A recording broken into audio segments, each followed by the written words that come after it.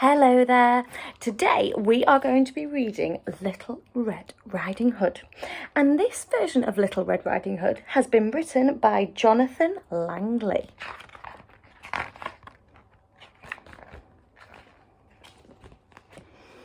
Once upon a time, on the edge of the big wood, there lived a little girl called Little Red Riding Hood. Her real name was Brenda, but she always was known as Little Red Riding Hood because this was what her mother called her when she was a baby.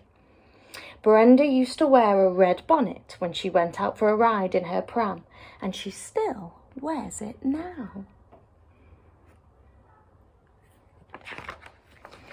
One day, Little Red Riding Hood was playing out in the sunshine when her mother called her. "I want you to go over to Grandma's house with some groceries. Grandma's not very well and she hasn't been able to get out to the shops." "Do I have to?" said Little Red Riding Hood with a glum face. "Yes, you do," said Mum. "Now, go and wash your face." Mum packed the groceries into a basket whilst Little Red Riding Hood did as she was told. When the basket was ready, Mum looked at Little Red Riding Hood very seriously. "Now, I want you to be very sensible," she said. "Go straight through the wood to Grandma's house. Don't mess about. Stay on the path and don't talk to any strangers." She kissed Little Red Riding Hood on top of her head, handed her basket of groceries and pushed her out of the door. Little Red Riding Hood scowled and stomped off down the path into the wood. Little Red Riding Hood hadn't been walking far when she heard a rustling in the trees. Then she heard a deep, silky voice calling, little girl, can you spare a minute?" Little Red Riding Hood was curious and strayed off the path to see where the noise was coming from. It seemed to come from the dark shadows behind the trees. There was a funny smell of old dogs, and for a moment she thought she saw a tall, woolly figure. She remembered what her mum had said, but the voice did sound quite friendly. "What do you want?" said Little Red Riding Hood boldly. "Where are you going, little girl?" the voice said. "I'm going to Grandma's house. She's not very well and I'm taking her some groceries," said Little Red Riding Hood. "Oh, how kind," said the voice. "What a good girl you must be. And where does your poor grandmother live?" Little Red Riding Hood smiled angelically and replied in her sweetest voice, "She lives at the far side of the wood, next to the pond." "Oh, what a pleasant place to live," said the soft voice. "But you mustn't keep the old lady waiting. Off you go, my dear." Little Red Riding Hood waved and continued on to Grandma's house. When Little Red Riding Hood was out of sight, the tall, woolly figure stepped out of the shadows and smiled a big, sharp-toothed smile. The silky voice belonged to a wolf. He was hungry and wanted to eat Little Red Riding Hood, but he was also clever. He was too near to the little girl's house and her mother might hear her scream. If he took the shortcut through the trees, he thought, he could arrive at Grandma's house before Little Red Riding Hood, and then he could eat the tasty little girl and her fat old grandmother. Licking his lips, he raced off into the dark wood. When the wolf reached Grandma's house, he sneaked around the back and peeked in through the kitchen window. Grandma was making a pot of tea. The wolf lifted the latch silently and tiptoed in. When Grandma's back was turned. Then, before Grandma could shout, "Tea back!" the greedy wolf swallowed her up whole. Yum, yum, yum," he said. Then he hurried to Grandma's bedroom and searched her drawers until he found a big pink dressing gown and a frilly nightcap. Quickly the wolf dressed himself in Grandma's clothes and leapt into the bed just as he heard Little Red Riding Hood approaching the house. "Grandma, where are you?" shouted Little Red Riding Hood. "Oh, I'm in bed, child," called the wolf in his best old lady voice. "Come right in, the door's not locked." Little Red Riding Hood opened the back door and stepped into the kitchen.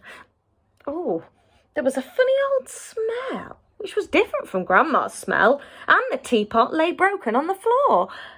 "Grandma, are you all right?" called Little Red Riding Hood. Oh, yes, dear, I'm just not feeling myself today, so I decided to go back to bed. Come in and see me."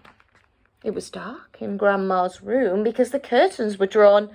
Little Red Riding Hood stood, still holding the basket of groceries, and she went beside the bed. How strange, she thought. There was that funny smell of old dogs again. She looked at the figure under the great heap of bedclothes and frowned. "Grandma, are you sure you're all right?" said Little Red Riding Hood. "Oh, of course, my child. I'm just a bit under the weather," said the wolf. Little Red Riding Hood thought Grandma's voice sounded strange, but she did have a bad cold. Then she noticed Grandma's ears. "Grandma, what big ears you have!" "Oh, all the better to hear you with, my dear," said the wolf.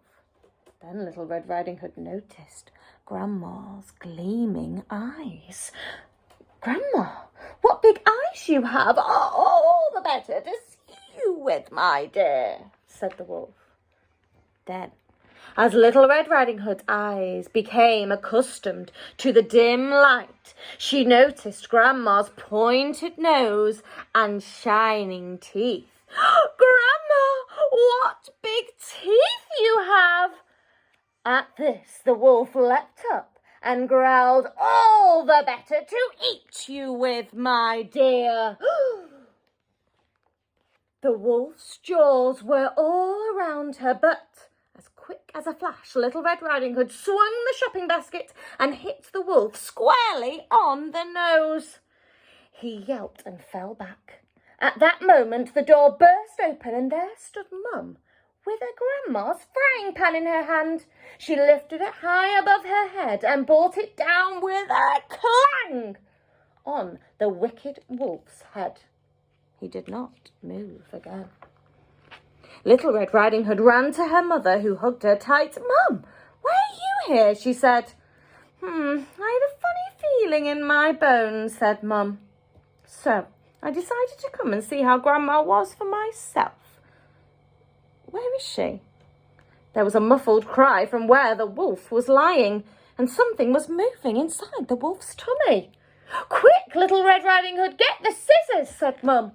And with a snip, snip, snip, Mum cut open the wolf's tummy and out spilled a very angry Grandma.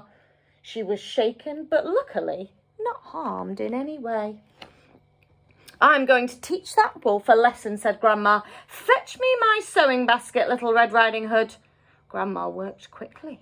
From under the kitchen sink, she pulled a pack of onions. She stuffed them all into the wolf's tummy, and then, with her best embroidery stitches, she sewed up the woolly beast's tummy.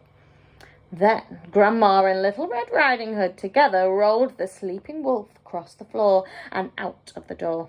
Grandma slammed the door shut. "Put the kettle on, Little Red Riding Hood. What we need now is a cup of tea," said Grandma, who was feeling much better. When the wolf woke up, he felt terrible. His head hurt and his tummy felt as though it was on fire. "Oh," he said to himself, "I don't ever think I'll eat another Grandma again." Do you know what? He never did. And he never talked to strange little girls again either. And that is the end of our story. I do hope you enjoyed listening to that. And it's nice reading a different version of Little Red Riding Hood. Let's see now if you can remember what I've said and tell somebody in your family. It could be a grown-up, somebody younger than you, or even a pet or a teddy. See if you can remember the main bits of Little Red Riding Hood. Can you retell the story? I'll see you next time. Bye.